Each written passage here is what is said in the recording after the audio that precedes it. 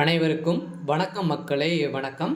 சற்று முன் கிடைத்திருக்கக்கூடிய ஒரு மிக மிக முக்கியமான செய்தி ஒன்று வெளியாகி உள்ளது.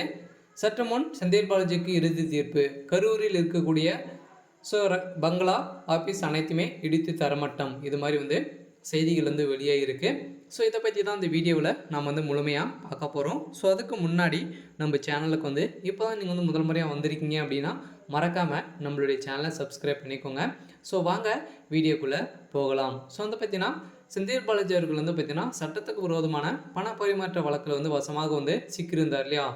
திமுகவில் இருக்கும்போது சட்டத்துக்கு விரோதமான பண பரிமாற்ற வழக்கில் வசமாக சிக்கிய சம்பவம். அவர் பார்த்தீங்கன்னா புழல் சிறையிலேருந்து அடைக்கப்பட்டு 471 நாட்களாகவே புழல் சிறையிலேருந்து இருந்து வந்தார் இல்லையா. அதைத் தொடர்ந்து ஏற்கனவே அதிமுகவில் இருக்கும்போது அவர் போக்குவரத்துறை அமைச்சராக இருந்தார். அதில் பார்த்தீங்கன்னா வேலை வாங்கி தருவதாக சில பேர்கிட்ட மோசடி செஞ்சுருந்தார் அப்படின்ற மாதிரி வழக்கு தொடர்ந்திருந்த நிலையில் அதிரடியாக பார்த்தீங்கன்னா அவர் கடந்த ஆண்டு கைது செய்யப்பட்டு 1.5 ஆண்டு காலமாகவே புழல் சிறையில் இருந்து இப்போ பார்த்தீங்கன்னா ஜாமீன் 2 வாரங்கள் ஆகியிருக்கு இல்லையா. இதை தொடர்ந்து பார்த்தீங்கன்னா அதிரடியாக செந்தில் பாலாஜி அவர்களுக்கு ஜாமீனும் கொடுத்து அவர் பார்த்தீங்கன்னா வெளியில் இருக்கார். இருந்தாலும் அவருக்கு பார்த்தீங்கன்னா திடீர்னு அவருக்கு அமைச்சர் பதவி கொடுத்துருக்க நிலையில் தான் அவருடைய வழக்கில் அதிரடியாக பெரும் சிக்கலாக மாறி இருக்க நிலையில் தான் பார்த்தீங்கன்னா அமலாக்கத்துறை மேல்முறையிட்டு இவர் மீண்டும் கைது செய்யப்படணும் அப்படின்ற அமலாக்கத்துறை அனைத்து விதமான துறைகளிலும் பார்த்தீங்கன்னா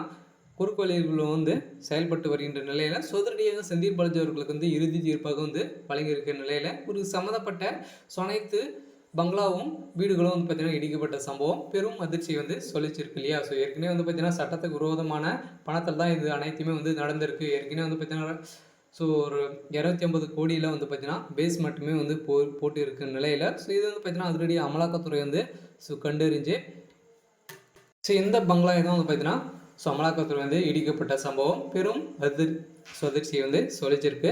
இருந்தாலும் செந்தில் பாலாஜியுடைய வழக்கில் பார்த்தீங்கன்னா இறுதி தீர்ப்பாக கைது செய்யப்பட்ட சம்பவம் மக்களிடையே பேசும் பொருளாக சுமார் இருக்கு இல்லையா. ஏற்கனவே பார்த்தீங்கன்னா திமுக அமைச்சரவை மாற்றத்துக்கு அப்புறம் பார்த்தீங்கன்னா பெரிய பிரச்சனைகள் போயிட்டு இருக்கு இல்லையா. திமுகவுக்கு இடையே அமைச்சர்களிடையே பெரும் வாதங்கள் ஏற்பட்டு வருகின்ற நிலையில் ஸ்டாலினுக்கு என்ன ஆகும் அப்படின்றத ஒரு பெரிய கேள்விக்குறியாக தான் இருக்கு இல்லையா. எப்போனாலும் பார்த்தீங்கன்னா என்ன வேணாலும் நடக்கலாம். இப்போ துணை முதல்வர் பதவிக்காக ஏற்கனவே பார்த்தீங்கன்னா துரைமுருகனால் அவருக்கு தான் துரைமுருகன் அவர்களுக்கு தான் துணை முதல்வர் பதவி கொடுக்கணும் அப்படின்ற மாதிரி சொல்லி வருகின்ற நிலையில் இருந்தாலும் நேற்று வந்த பையனுக்கு பார்த்தீங்கன்னா அவருடைய முதல்வர் ஸ்டாலின் அவர்கள் உதயநிதிக்கு அவர்கள் கொடுத்த சம்பவம் ஏற்கனவே பெரும் பரபரப்பை ஏற்படுத்தியிருக்கு. இருந்தாலும் கனிமொழி அவர்களுக்கு பார்த்தீங்கன்னா இடையே பெரும் வாதங்கள் ஏற்பட்டு வருகின்ற நிலையில் இந்த வாதங்களும் ஒரு பெரும் பேசும் பொருளாக மாறி இருக்கு. இருந்தாலும் அவருடைய வழக்கில் செந்தில் பாலாஜியுடைய வழக்கில் என்ன நடக்க போகுது அப்படின்றத பெரிய கேள்விக்குறியாக இருக்கு.